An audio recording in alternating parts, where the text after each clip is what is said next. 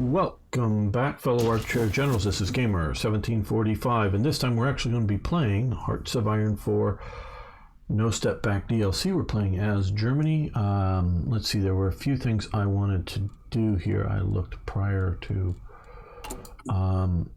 starting out.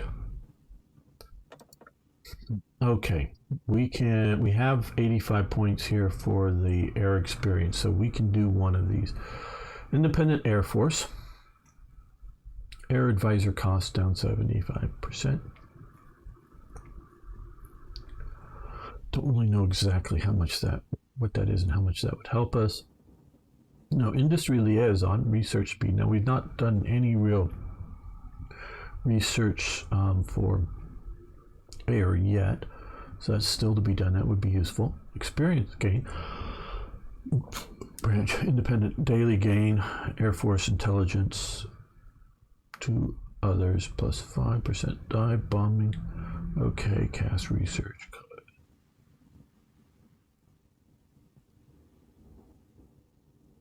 Training programs. I think we're going to do this right now. We may change to something else later on. Let's see. Hey, JP is back. Hello. Second White Revolution is quite challenging. Apparently they had to buff the Tsaris after some testing. Well, yeah, I can see that.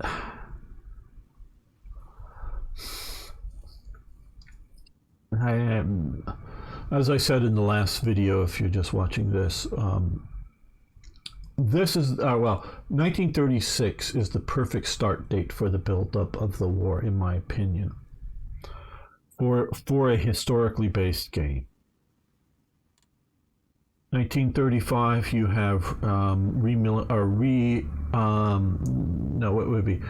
taking back the Saarland, which is down here. Not remilitarizing, but actually taking it back from the French. The French had been controlling it. It was acknowledged that it was German territory, it's just French occupying it. You get, I believe it's in 1935, you get conscription in Germany for the first time since World War II, or World War I, obviously. And that is, at that point, Hitler starts to breathe easy. He is worried until there's mass conscription into the army. He is really worried about an internal coup against him by the military. He believes that once he gets a lot of his stormtroopers drafted into the army, and lots of them are, the army is unreliable politically. And he believes, I don't know if this is true or not, but he believes that with all those stormtroopers, the generals won't be able to do a coup against him effectively. So by 1936, I do not believe that there is a viable alternative to the Nazis in place in Germany. In 1936, I don't even think it's viable for a Trotsky. And what is it, 37, 38 or whatever, Trotsky gets the ice pick in Mexico. Forget the date. Yeah, that's what I was talking about. Long as a player has XP points, it's instant. Yes. So,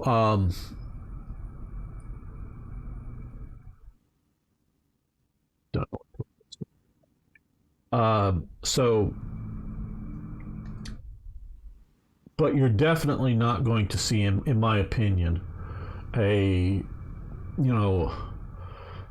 can see Stalin being toppled, but I don't see the Soviets being toppled in Russia and the Soviet Union, however you want to say that, because obviously if they're being toppled, it's no longer going to be the Soviet Union. But I think they're secure by 1936. By 1936, I think it's 1935. Some army officers assassinate the elected prime minister of Japan. He's elected in the sense that his party wins most of the majority of the seats in parliament. And so with the tacit approval of the high command, some mid-ranking officers go in and assassinate him. I think it's 35, maybe it's 34. And so by the time you're getting to 36, you pretty much locked in the military sort of coup in Japan. Now, Tojo doesn't come into power himself until 1941? Is it 40 or 41? But there's, in effect, already a military coup that's happened in Japan. And it's maybe still being solidified, but it's pretty well there. 1936, you pretty firmly have Chiang Kai-shek in control. These, not the communists, but these other sort of cliques, they're a bit overstated in the game. They are sort of, I can go into a lot more detail. There's 3 sets of officer corps in China, and that includes these various cliques. 2 of them are based out, 2 of the officer corps are based out of 2 main officers training schools. The third one are American trained officers that go into the tax army. And there's 2 navies basically functionally. There's a Northern Navy and a Southern Navy. In that sailors and ships are not transferred between the 2 commands. They both claim they're both the Navy, but they're both sort of little fiefdoms, if you will. You don't get assigned. Your ships aren't moved around, and it's only the Japanese dominating up here that a few of the ships escape and join the Southern, and they whatever shore personnel gets transferred down here that finally unifies it, and then of course it's later destroyed eventually down here. So you have that. You have, I think it's 34, 35, you have the troubles in France, in which you have open fighting between the fascists and the communists. That's mostly over by this period of time, and mostly locked into the somewhat unstable French government. Britain, there's the Gero marchers that I think happened in 36, 37, somewhere in that date. You still have a little bit of unrest, but pretty much things are pretty stable in Britain at this point. And you don't have elections. I know I said I was going to be starting a playing episode. Sorry about all this talking, this analysis. But I'm analyzing 1936. From 1936 until the end of the war, you have a continuous, although it's changing prime ministers, but you do have a continuous conservative government in Britain. So that's pretty stable of what's going on there. Obviously, in 1935, towards the end of it, second half, whatever, you have Italy moving into Ethiopia, and that is a key moment for setting up World War II. Because if you go back to the beginning of 1935, Italy's basically in an alliance with France and Britain. They have a 3 major sort of powers alliance, and they're pretty good buddy, even though Mussolini's in power. It is only Mussolini's invasion of Ethiopia that breaks that alliance apart and only starts to push him into the Hitler alliance, because and it's in 36 he signs the 3 Powers Pact, which is an anti-Hitler alliance specifically. They don't call it that; they call it sort of like an anti-German or just defensive alliance between Italy, Austria, and Hungary in an anti-German alliance, and it's signed in 1936 in Venice. So Mussolini is still making a let's defend ourselves against Nazism alliance in 1936. So, but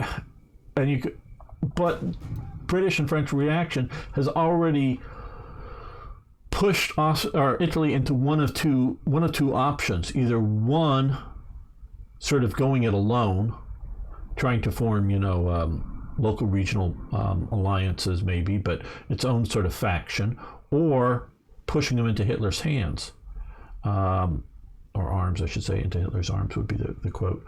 So, so you don't even have that choice. So a lot of your major choices are already taken out. Hey, Eric, how you doing? You are taken out of your hands. Roosevelt is firmly in control in America. He isn't going to be ousted by this point.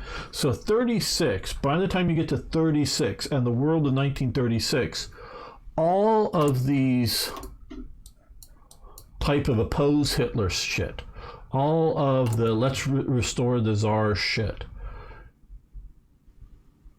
is just stupid fantasy to me.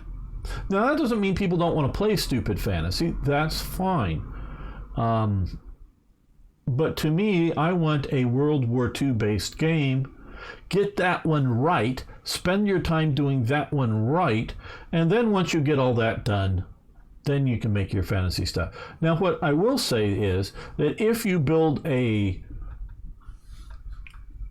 alternate history starting, say, in 1936, in which you have, the czars in power, or a fascist dictatorship in power, or you have the royalists or the Bonapartists in charge in France, or whatever it might be. Build, like, whether it's a mod or DLC, build the world, and it can just be, I guess could just be Austria survives World War II. Or World War One, World War One, of course. And so you just sort of Austria-Hungary, Czechoslovakia, parts of Yugoslavia, whatever. And you have Austria, you have Germany, you have Italy, and make the rest of the world more or less the same. But it survives. Well, maybe it survives World War One. But make that out and then do a national focus tree from that. I would be much better with that than one that starts with this stuff, because here, oppose Hitler.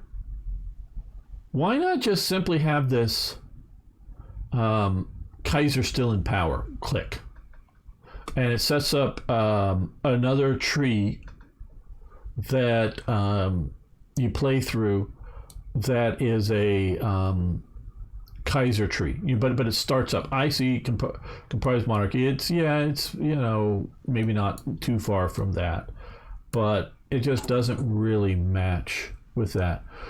Okay, what is you can play what you want. Civil War referendum. You choose the options. Others start at, I believe, the Ottoman Empire. Yeah. What I find really interesting is all the people that want to revive the Byzantine, or the Byzantine Empire, the Eastern Roman Empire in the 20th century, because that's just like silly. But yeah, the Ottoman Empire isn't as silly as that. That's for sure. Okay, I guess Gamer's gotten that out of his system now. So we're going to, again, in this episode, I'm going to relabel this somewhat shorter episode as a talk on this. So how to start the game off and not mess things up. So thanks everyone for watching. Next time we will actually have gameplay. Promise, I truly do.